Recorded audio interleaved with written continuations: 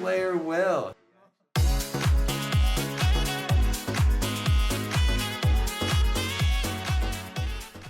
Welcome back, Visions fans. Ready Player Will here. The new Winter Perrene unit was released today with really no prior information given at all from any kind of JP roadmap that we normally get for a new unit. And so I wanted to get this out as soon as possible just to get some comfort around my relative thoughts about her. Obviously, the full character review is still pending, but to kick things off, she is a brand new DPS unit added to the game of the Wind element, and she is in the Fist category for job-based vision cards, and her damage, because of that, physical strike-oriented damage.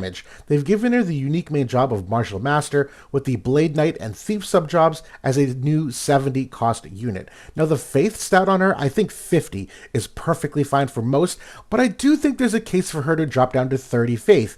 Not all units have this option where they can go that low because sometimes a lot of their buffs can be dependent upon what your Faith is, and technically her Protect on her second buff is dependent upon what your Faith level is. If you go lower than 50, there's a chance that it might not activate, but she, as we're going to see in a second, is a very anti-magic unit, and the lower your Faith, the less magic damage you take. So there is a case that depending upon how you're trying to use her, I would entertain going down as low as 30 Faith, but if you're concerned about that, if you're not comfortable with it, 50 Faith is absolutely fine.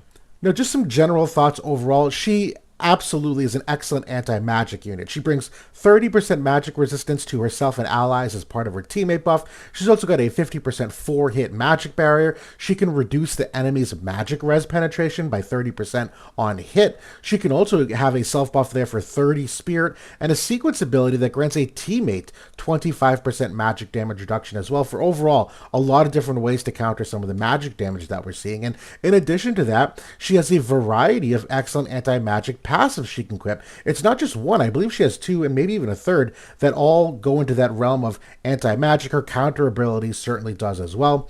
And then on that conversation of, okay, well, anti-magic, obviously Sadali is one of the best ones at the moment. We see Riku a lot with Sadali. How does she do in that matchup? And the answer is actually pretty darn good. She actually does have really good innate accuracy. It's not the best in the game. It is among the top end, though, of what you can possibly get for accuracy. And on one of her main attacks, it has an extra 30% accuracy buff that she gives herself for 3 turns before using the ability. So really great what they've done there. She also brings some good roll compression with a curative limit break that will heal teammates and herself around her, and that sequence ability will grant a teammate the ability to absorb 50% of their damage for 1 turn.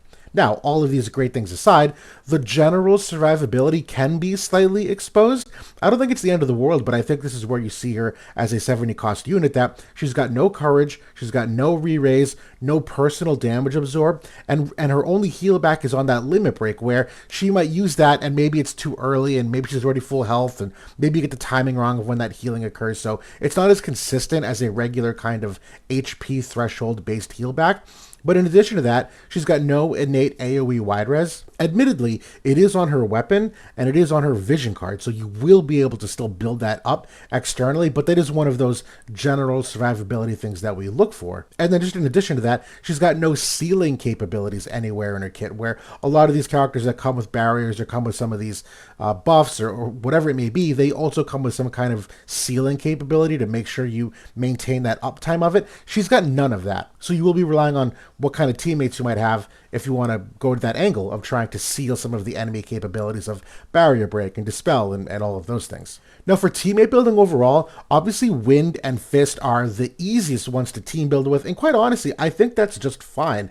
I think the Wind is in a really good spot at the moment. Strike has obviously fallen a little bit, but I think the balance of the game is right for them. That Strike certainly could make a splash if you're using them properly. Outside of those two groupings though, if you are trying to go for that rainbow-esque team, in terms of other strong weapon type groups, Sword Knight is absolutely the best pairing for Fist from a vision card perspective. The units are really where you gotta ask, is it worth it? I think Thancred in the future is a actual legitimate unit to go with Fist. I do think Duran, as we kind of maybe eventually move away from some of the magic meta back into a physical oriented one, certainly is a good character. And Ashen King Mon has still shown that he's kind of timeless and that he's aged well with the game. I also do think Katana is a good matchup, but it is dependent upon her vision card, which is coming out next week. But Katana also just has some really great units here that obviously Garusa and Dario are not only Katana units, but also wind units like Perrene is. And Sephiroth goes really well as a fire unit that fire can kind of protect the threat of ice if anyone's looking to take that angle against Perrene. So Katana to me is the second best.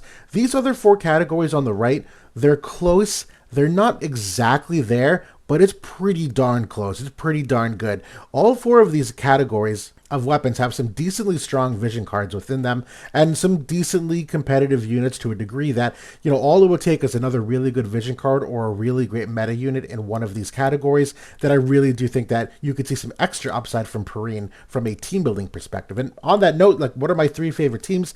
I do think a straight up mono win team is a very powerful play at the moment.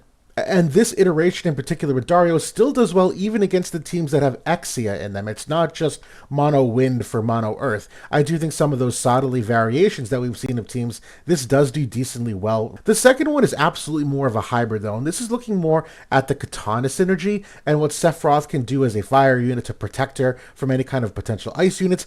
That being said, the third unit could really be a whole blend of anybody. I think Summer Resnick is a great idea, again, for the magic shields and for the healing and for the curse resistance and all those great things. But even using Dario again here as part of the Katana group that Sephiroth is a part of, but even as a magic tank being able to lean into that build of anti-magic as well. But even someone like Garusa as part of that Katana group and also being part of the Wind group slots in very well here too. So I think there's a couple different flavors you could take the second team.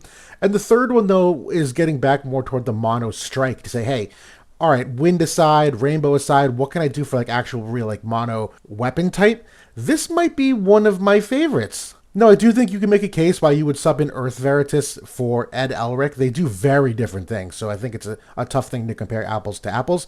But there's not a lot of strike resistance in the game at the moment. We've seen that kind of go away over the last 6 to 8 months. So some of Edward's power creep problems when we started seeing a lot of strike resistance get put into the game have kind of faded a little bit. And at this point, Bridal Elia has gotten so many good upgrades from her Limit Break, from her MA3, that this team of Perrene and Ed is really just to make sure that you can enable Elia to still do her job pretty consistently. But there's a lot of utility between all of them that, Ed brings the on-hit dispel that Sephiroth has been doing for the past 6 months, and he's got a great barrier break, which they don't really have access to, and just the presence of the wind should deter some of the heavy earth teams that we're seeing that you can see Elias still pop off against a majority of these other enemies. Now, for my overall expectations and grades, for me, Guild War is a 5. I actually think she's an amazing Guild War unit. Now, admittedly, some of this is related to the fact that she has a commander ability. I think that's exceptionally hard to ignore. It is a Guild War-oriented one, so her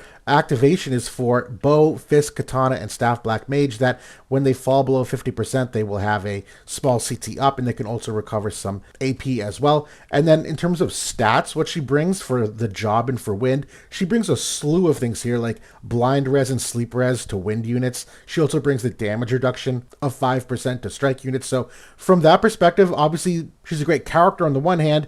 I'm rounding up here on the Guild War simply for the commander ability as well, that this does actually make a lot of units a lot better. Now for Arena, I think it's a 3. The thing with Arena is that you can always kind of pick and choose which teams you want to hit. So I think if you're seeing a lot of Sadali in Arena, there's probably other ways you're already going about attacking him. For me, I think a lot of what she brings right now in terms of anti-magic and the accuracy, you can probably find other ways in Arena because you can curate your team a little more strategically. For the cost limited stuff, obviously her being a 70 cost unit, this to me is an amazing fit as well, and Strike in general has always been very cost friendly, so I think she fits into that. The TMR for me also fits into the category of amazing. The Starry headband here comes with 3 agility, 13 spirit, 10 accuracy as an accessory, which obviously love to see, but the ability itself is a 2-time diamond cast of wind resistance 20, which we do have a couple TMRs that already have wind resistance, but it comes with earth resistance 20, which is exceptionally valuable. We've seen these TMRs with the elemental resistance be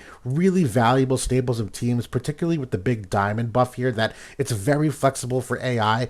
priorities in terms of how you make people move. It also comes with the 25 crit evasion. I could absolutely see this being a very important TMR as this Earth meta continues to kind of find its footing, and this can be a piece of maybe dismantling it. Now, some of my key takeaways, the meta timing for me is really clutch here for what she brings. I think she does well not only against the Sadali Xe teams, but also the Sadali Riku teams. And that's part of the reason why I'm giving her a 5 at the moment. A lot of times these 70 cost units that have come out lately have come out just a little bit too late, where the meta's already started to kind of move beyond them. I think of someone like Nickel who came out and was a really great like Sephiroth and Shreka anti-unit. That meta was already fading though by the time he came out. The same thing with Halloween Alaya, and even Lilith, who came out. They were just a smidge after the meta they were made to counter, but I think her timing is really great, which is really important. The commander effect obviously is amazing, and honestly, she's a pretty straightforward unit that does the job as intended, which I think is going to be welcomed by most